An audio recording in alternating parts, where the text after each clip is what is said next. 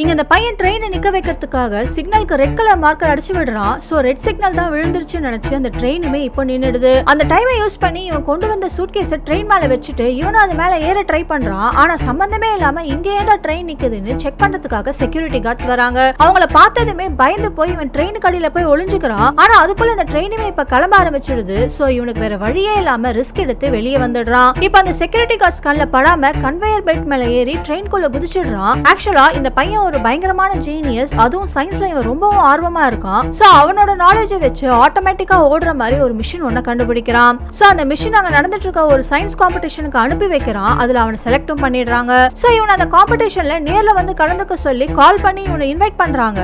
ஆனா அவங்க அம்மாவும் அப்பாவும் அவங்க வேலையில பிஸியா இருக்காங்க. அதனால இவன் எப்ப இத பத்தி பேச வந்தாலுமே இவனை கண்டுக்காமலே இருக்காங்க. சோ வேற வழியே இல்லாம நைட்டோட நைட்டா அவங்க வீட்டை விட்டு தனியாவே இவன் மட்டும் அந்த காம்படிஷன்ல கலந்துக்கிறதுக்காக கிளம்பிடுறான். பார்த்தா அதே ஃபங்க்ஷன்ல தான் இவங்க அம்மாவையும் இன்வைட் பண்ணிருக்காங்க. அப்பதான் அவங்க அம்மா அவங்க பண்ண தப்ப புரிஞ்சுக்கிட்டு அவனை அவங்க வீட்டுக்கே இவங்க கூட்டிட்டு போயிடுறாங்க.